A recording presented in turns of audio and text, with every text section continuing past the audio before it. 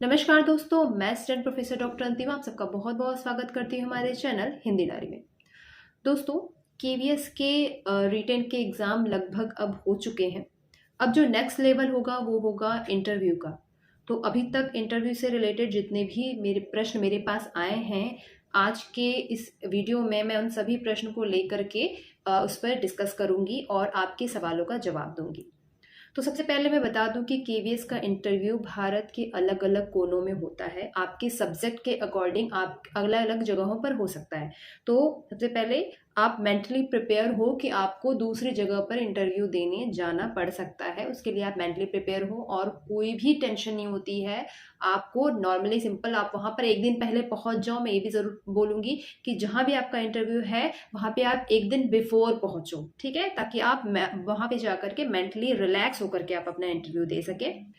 Second thing, जो attire पर बात आ रही है कि क्या पहनना चाहिए, तो मैं लड़कियों की बात करूँ तो आप फॉर्मल साड़ी या फॉर्मल सूट पहन सकते हैं। मैं साड़ी को प्रेफरेंस ज़रूर दूंगी क्योंकि साड़ी पहनने में ज़्यादा फॉर्मल और ज़्यादा आपके व्यक्तित्व को एक्सप्रेस करती है, ऐसा मेरा पर्सनल मानना है। बस इतना कहूँगी कि जो भी कलर आप चूज़ करें वो बहुत भड़काऊ नहीं होना चाहिए। वो बहुत काम और लाइट कलर अगर आप चूज़ करेंगे तो वो ज़्यादा अच्छा होगा, क्योंकि आपकी जो पर्सनालिटी है ना ओवरऑल वो आपके कलर से डिस्ट्रैक्ट ना हो, ऐसा कलर चूज़ करें। मेल की बात करूँ, बॉयज़ की बात करूँ तो आप फॉर्मल पैंट के साथ फॉर्मल शर्ट पहने। अगेन वही कलर भड़काऊ ना हो, बहुत ब्राइट कलर ना हो, लाइट और शोवर कलर पहने। शर्ट प्रिंटेड ना हो, कोशिश करें कि प्रिंटेड शर्ट ना पहने, बहुत ज़्यादा चेक वगैरह की शर्ट ना हो, थोड़ी प्लेन थोड़ी में होगी तो वो ज़्यादा आपको अच्छा एक्सप्रेस करेगी। इसके अलावा अगर आप सूट पैंट प्रेफर करना चाहते हैं तो आप वो भी पहन सकते हैं। ये तो हो गई अटायर की बात। अब आप जब इंटरव्यू हॉल में पहुंचते हैं, जो भी आपका इंटरव्यू जगह है आप वहां पर पहुंचोगे तो सबसे पहले वहां पर आपका होगा डॉक्यूमेंट वेरिफिकेशन। तो सारे डॉक्यूमेंट्स को आप अरेंज करके लगा लें, बेसिक से लेके हाई स्कूल से लेकर के अपने लास्ट जो भी आपने मेंशन किया है अपने इस केवीएस के फॉर्म में, सबको अरेंज करके क्रम से लगा लें और कोशिश करें कि उसकी फोटोकॉपी भी उसी क्रम से वहां रखी होनी चाहिए। ठीक, तो सबसे पहले आपका डॉक्यूमेंट वेरिफिकेशन होगा, एक सिंपली एक फॉर्म भरा जाता है। उसके बाद आपको इंटरव्यू हॉल में अलग बैठा दिया जाता है। वहां पे जैसे जैसे आपका नंबर आएगा उस क्रम के हिसाब से आपको कमरे में बुलाया जाएगा। कमरे में आप पहले पहुंचे तो हमेशा नॉक करके या पूछ करके ही अंदर पहुंचे, और जब वहां आपको बैठने को कहा जाए तब आप बैठे। ये सामान्य सा एटिकेट्स है जो कि फॉलो होना चाहिए, क्योंकि आप वहां पर आपका पर्सनालिटी टेस्ट है और सबसे पहला जो आपका इंप्रेशन होगा, first impression is last impression, तो ये कहीं ना कहीं सही बात है। तो आपको पहला जो इंप्रेशन है वो बहुत ओबेड और डिसिप्लिन देना चाहिए। आप वहाँ जब बैठते हो तो मैक्सिमम 4 या 3 बोर्ड मेंबर होते हैं, जिसमें एक आपका सब्जेक्ट एक्सपर्ट होगा, एक साइकोलॉजिस्ट होता है, एक चेयरपर्सन होता है, और इसके अलावा एक सीडीपी मतलब चाइल्ड एक्सपर्ट हो सकता है, क्योंकि आपको बच्चों को पढ़ाना है कि एक एक्सपर्ट उस हिसाब से भी हो सकते हैं।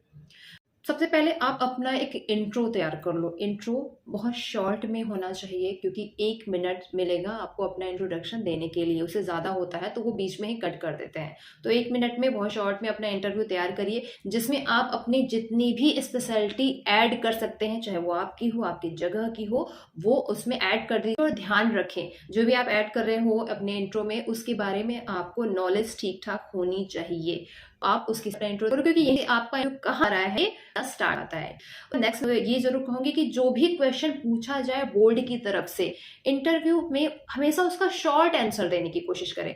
ऐसा नहीं हो सकता है, कभी ऐसा भी हो जाता है कि बोर्ड ने कोई क्वेश्चन पूछा और आपको उस पर बहुत अच्छा आंसर आता है, ठीक, तो हम उसको एक्सप्रेस करने में लग जाते हैं कि ऐसा ऐसा ऐसा नहीं। बहुत शॉर्ट में एक्सप्रेस करिए, क्योंकि मुझे लगता है 10 से 15 मिनट आपको देना होता है। उस 10 से 15 मिनट में आप अपनी नॉलेज कितनी अलग अलग डाइवर्स फील्ड में दे सकते हैं, ये ज़्यादा ज़रूरी है। इसलिए बोर्ड का पूरा मौका दें, बोर्ड को मौका दें कि वो आपसे अधिक क्वेश्चन पूछ सके, ठीक, तो शॉर्ट में आंसर दें। ज़रूरी है कि आप पहले अवेयर रहें अपने बारे में और अवेयर रहें अपने सराउंडिंग के बारे में, ठीक, जैसे कि आप खुद के बारे में है, कहाँ से बिलोंग करते हैं तो उस जगह के बारे में है, क्योंकि एक जनरल नॉलेज टाइप का क्वेश्चन आपसे पूछा जा सकता है। जिस वैकेंसी को आप दे रहे हो उस वैकेंसी के बारे में आपको ठीक ठाक नॉलेज होनी चाहिए। जिस इंस्टीट्यूशन के लिए आप इंटरव्यू दे रहे हो उस इंस्टीट्यूशन के बारे में आपको ठीक ठाक नॉलेज होना चाहिए, जैसे कि वहाँ का मोटो क्या, कब इस्टेब्लिश हुआ, क्यों एस्टेब्लिश हुआ, इस तरह की जो बेसिक फैक्चुअल नॉलेज है वो आपको होनी चाहिए। अब उसके बाद मैं ये कहूँगी कि कम से कम 2 टॉपिक आप ऐसा तैयार कर लें जो आप बोर्ड पे पढ़ा सकें, ऑन बोर्ड आप लिख करके पढ़ा सकें। 2 टॉपिक ऐसा तैयार कर लें और 2 टॉपिक ऐसा तैयार कर लें जो आप ओरल बैठ के पढ़ा सकें। क्योंकि कभी-कभी ऐसा होता है कि हमने पढ़ा बोर्ड पे किस तो प्रॉब्लम, तो कभी-कभी ऐसा होता है पैनल हम कहता है कि नहीं, कोई ज़रूरत नहीं है कि आप खड़े होके पढ़ें, आप हमें ऐसे ही पढ़ाइए। तो दोनों तरीके हमें प्रैक्टिस कर लेनी है। और हाँ, बिल्कुल नहीं घबराना है। कभी अगर ऐसा होता है कि बोर्ड आपसे कोई स्पेसिफिक टॉपिक दे देता है कि आपको यही पढ़ाना है, और अगर आपको वो टॉपिक के बारे में नॉलेज नहीं है, तो ये बिल्कुल मत करिएगा कि आप उसी टॉपिक को ले जाकर पढ़ाने लगे।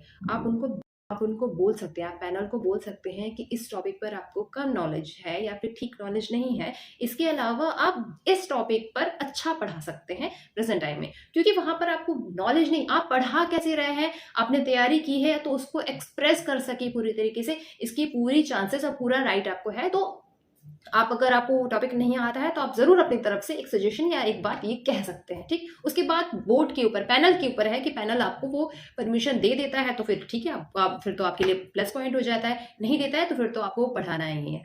पूरा जो इंटरव्यू होता है इसको मैं पॉइंट्स में डिवाइड करूँ तो सबसे पहले आपको पर्सनल, मतलब अपने अपने निजी, अपने आसपास के बारे में नॉलेज होना चाहिए। दूसरा सब्जेक्ट की, तीसरा करंट अफेयर्स की, चौथा आपको चाइल्ड साइकोलॉजी की अच्छी नॉलेज होनी चाहिए, क्योंकि चाइल्ड से रिलेटेड भी सवाल पूछे जाते हैं। आपको बच्चों के बीच में रहना है, बच्चों को हैंडल करना है, तो थोड़ा बहुत इसकी नॉलेज। और ये अच्छा होगा कि आप थोड़ा सा जो आप बोलें वो बिहेवियर हो, जो वो नेचुरल सा बात बोले, बहुत सैद्धांतिक बात बोलने की जरूरत नहीं है, थोड़ा सा बिहेवियर हो, नेचुरल हो। हाँ, ये जरूर कहूंगी कि हर चीज का पॉजिटिव एस्पेक्ट रखते हुए ही कोई बात कहिएगा, अगर आपको अपने तरफ से कोई बात ऐड करनी है तो।